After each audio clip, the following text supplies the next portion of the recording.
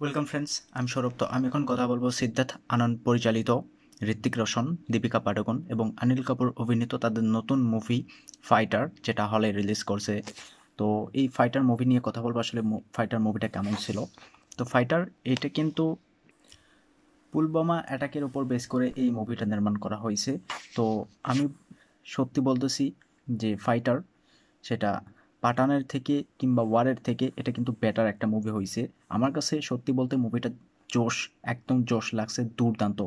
মানে এই মুভিটা যখন আপনি দেখবেন আপনার মধ্যে কিন্তু গুজবাম্প ক্রিয়েট হবে, সত্যি বলতেছি। এবং আপনার ভিতরে একটা আগুন আগুন জ্বলবে, একটা আগুন কাজ করবে এবং সেটা গর্বের। দুর্দান্ত ছিল, জাস্ট দুর্দান্ত। তো এইভাবেই কিন্তু আসলে আহ, ইন্ডিয়ার যারা মানুষজন তারা কিন্তু ফাইটারকে স্বাগত জানিয়েছে। তো আপনিও লেটস গো হলে যান এবং ফাইটারকে স্বাগত জানান। তো এটা কিন্তু একটা মাস এন্টারটেইনার অ্যাকশন মুভি। তো এখানে ইমোশন মানে এত সুন্দর ছিল এবং তার সঙ্গে ড্রামা। তো এটা কিন্তু basically emotional drama action movie. তো যেটা আমার কাছে খুবই ভালো লাগছে। বেসিক্যালি এখানে অ্যাকশনটাতে জোর দেওয়া হয়েছে এবং ইমোশনটা দর্শককে কানেক্ট করানো হয়েছে, দর্শক যাতে ইমোশনটা ফিল করতে পারে। তো এই মুভিটাতে অ্যাকশনের সাথে সাথে ইমোশন, তো সেই দিকেও কিন্তু নজর দেওয়া হয়েছে এবং যার কারণে মুভিটা প্রত্যেকের কাছে ইমোশনালি কিংবা অ্যাকশনের দিক দিয়ে একদম বেটার মনে হবে। এবং এখানে জাস্ট যে একটা গল্পর দিকে জোর দেওয়া হয়েছে যে এখানে গল্পটাই গুরুত্বপূর্ণ ছিল এমনটা না। এখানে গল্পের সঙ্গে সঙ্গে প্রত্যেকটা ক্যারেক্টার ডেভেলপ করা হয়েছে এবং প্রত্যেকটা ক্যারেক্টার এখানে গুরুত্বপূর্ণ ছিল। যার কারণে মুভিটা আপনি এনজয় করবেন, এতে কোনো সন্দেহ নাই। মুভিটা আপনাকে কানেক্ট করে রাখবে এবং আমি বেসিক্যালি বলবো এই মুভিটার লাস্ট 30 মিনিট ব্যাপক ছিল। সেখানে যে অ্যাকশন সিনগুলো দেখানো হয়েছে, যেভাবে মানে হিরো ভিলেনের টাসেলটা জাস্ট জমে ক্ষীর। সত্যি বলতেছি, হিরো ভিলেনের টাসেলটা আপনার মজা লাগবে এবং ইন্টারভেলের আগে যে অ্যাকশন সিন জাস্ট দুর্দান্ত ছিল। তো গল্পে অনিল কাপুর সে মানে এই পুরো টিমের মানে লিডার বলা যায় আর কি।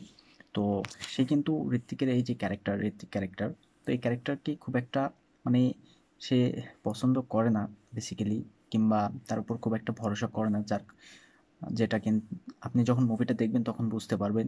কারণ ঋত্বিকের ক্যারেক্টার এমন একটা কিছু ঘটনা ঘটছে তাদের সঙ্গে এবং এদের পার্সোনালি এমন একটা ঘটনা ঘটে, যার কারণে প্রত্যেকটা দর্শক এই যে ক্যারেক্টারের যে ইমোশন এটা বুঝতে পারবে, ইমোশনটা কানেক্ট করবে এবং এরা যে মানে কিছু একটা করতে চাচ্ছে, তো দেন সেই জিনিসটা দর্শক মানে বুঝতে পারবে।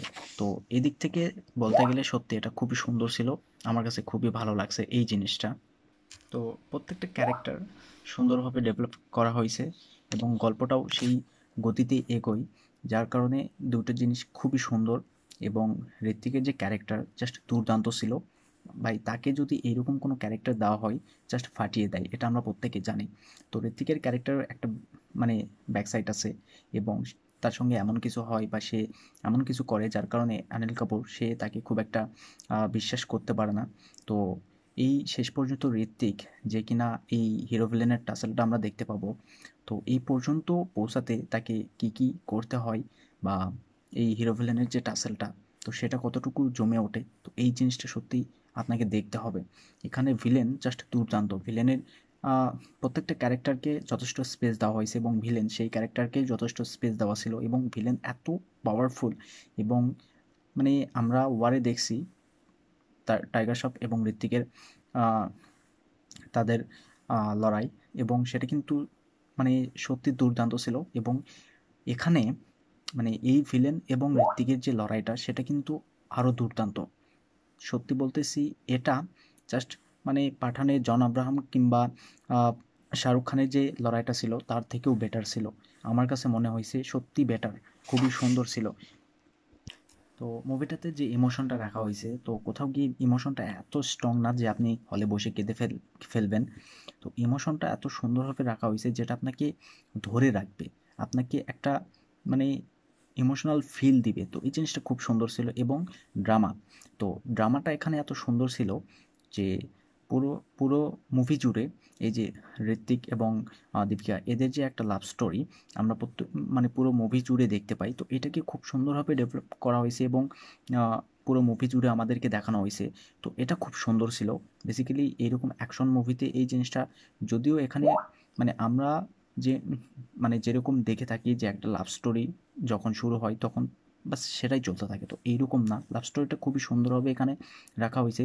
গল্পের যতটুকু দরকার ছিল, প্রয়োজন ছিল, তো সেই অনুযায়ী যেটা দর্শককে সুন্দর একটা ভালো একটা ফিল দিবে, এবং সেটাই কিন্তু এই জায়গায় হয়েছে। তো এই গল্পটা এত সুন্দরভাবে সাজিয়ে গুছিয়ে দর্শকের সামনে প্রেজেন্ট করা হয়েছে, দর্শক এই গল্পটা খুবই পছন্দ করছে।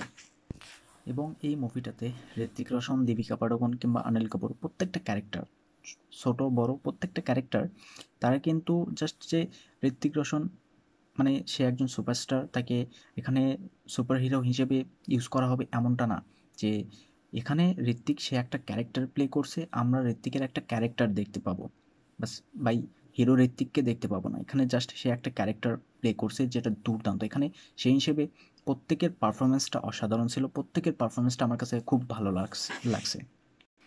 এবং ঋত্বিক, দীপিকা তাদের একসঙ্গে কিছু সিন আছে যে সিনগুলো সত্যি অসাধারণ ছিল ভাই।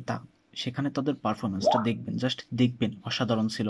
সেখানে তাদের ফেসিয়াল এক্সপ্রেশন, চোখের ভাষা মানে এত সুন্দর ছিল, সেখানে জাস্ট ইমোশন, আপনি নিজে ইমোশনাল হয়ে পড়বেন, এত সুন্দর ছিল। তো আমার একটা জিনিস ভালো লাগছে যে গল্পের প্রয়োজনে যে জিনিসটা যতটুকু যেখানে প্রয়োজন ছিল সেভাবেই দেখানো হয়েছে, সেটা রোমান্স, ড্রামা, ইমোশন কিংবা অ্যাকশন যেটাই হোক, এখানে যে ভরপুর অ্যাকশন রাখছে এমনটা না, গল্পের প্রয়োজনে যে অ্যাকশনগুলো আপনি দেখবেন সেগুলো মজা পাবেন, মানে সেগুলো গল্পের প্রয়োজনেই রাখা হয়েছে। এবং লাস্টের 30 মিনিট জাস্ট ব্যাপক ছিল। সেখানে মানে ঋত্বিকের একটা ফাইটার জেট নিয়ে আকাশে একটা ইয়ে ছিল আর কি, পাকিস্তানিদের সঙ্গে লড়াই ছিল মেবি, মানে সেও একজন ফাইটার, সেও ফাইটার জেট নিয়ে, ঋত্বিকও ফাইটার জেট নিয়ে, জাস্ট মজা এসে যায়। সেই সিনগুলো দেখলে জাস্ট মজা এসে যায়, অসাধারণ ছিল। তো এই মুভিটাতে মানে বিজিএমটা খুবই গুরুত্বপূর্ণ, মানে মুভিটা এটা কিন্তু একটা অ্যাকশন ড্রামা মুভি, তো সেই অনুযায়ী বিজিএমটাকে রাখা হয়েছে এবং বিজিএমটা খুবই সুন্দর ছিল, যেটা আলাদা একটা ফিল দিবে আপনাকে। এবং এই মুভিটার মধ্যে সবচেয়ে যেটা আমার খারাপ লাগছে সেটা হলো যে এই মুভিটার ফার্স্ট হাফ সেটা আরেকটু ফাস্ট পেস করা যেত, সেক্ষেত্রে অবশ্যই ভালো হতো। এবং ইন্টারভেলের আগে যে অ্যাকশন সিন, তো সেটি ঠিকঠাক ছিল, মানে সেই অ্যাকশন, সেখানে যে অ্যাকশন সিনটা রাখা হয়েছে জাস্ট দুর্দান্ত ছিল। তো ভিএফএক্সের কাজ খুবই ভালো ছিল, সেটা আপনি মুভিটা দেখলেই বুঝতে পারবেন। ভিএফএক্সের কাজ একদমই মানে বাজে ছিল এমনটা না, ভিএফএক্সের কাজ সেটা যথেষ্ট সুন্দরভাবে করা হয়েছে, যার কারণে ট্রেলারটা আমরা যখন দেখছি তখনই বুঝতে পারছি যে এখানে ভিএফএক্স কীরকম থাকবে। এবং প্রত্যেকটা সিনগুলো সত্যি খুবই যত্ন সহকারে শ্যুট করা হয়েছে এবং সিনগুলো যথেষ্ট ভালোভাবে কিন্তু শ্যুট করা হয়েছে। আর মানে শেষে, মুভিটার শেষে ক্লাইম্যাক্সে যখন ক্লাইম্যাক্সটা আসে জাস্ট সেটা আপনাকে মজা দেবে। তো ক্লাইম্যাক্সে এটা একটা টিমের গল্প, বেসিক্যালি একটা টিম, যেখানে একটা টিমে আমরা জানি অনেকজন সদস্য থাকে এবং সেখানে দীপিকা কিংবা অনিল কাপুর কিংবা ঋত্বিক রোশন এরা আছে। তো এখানে যখন ক্লাইম্যাক্স আসে তখন কিন্তু এই পুরো টিমটাকে আপনারা লড়াই করতে দেখতে পাবেন, জাস্ট যে ঋত্বিক ফাইট করতেছে আমরা ঋত্বিকের ফাইট দেখতে পাবো এমনটা কিন্তু না, পুরো টিমটাকে গুরুত্ব দেওয়া হয়েছে। তো এই জিনিসটা খুবই ভালো ছিল। তো ক্লাইম্যাক্সটা অসাধারণ ছিল, সত্যি বলতেছি অসাধারণ। এবং মুভিটার বিজিএম বলুন সেটাও কিন্তু খুব সুন্দর ছিল, প্রত্যেকটা সিন খুব সুন্দর ছিল। এবং মুভিটার ফার্স্ট হাফ সেটা আমার কাছে একটু খারাপ লাগছে, ওভারঅল সব কিছু মিলে দুর্দান্ত একটা মুভি ছিল, আমার কাছে খুবই ভালো লাগছে, একদম জোশ, পুরো আগুন। তো ভাই যারা দেখেন নাই তারা অবশ্যই হলে যান, মুভিটা দেখুন, অসাধারণ হয়েছে। আর ভিডিও ভালো লাগলে অবশ্যই একটা লাইক করুন, শেয়ার করুন, আর এই চ্যানেলটা সাবস্ক্রাইব করবেন। ধন্যবাদ।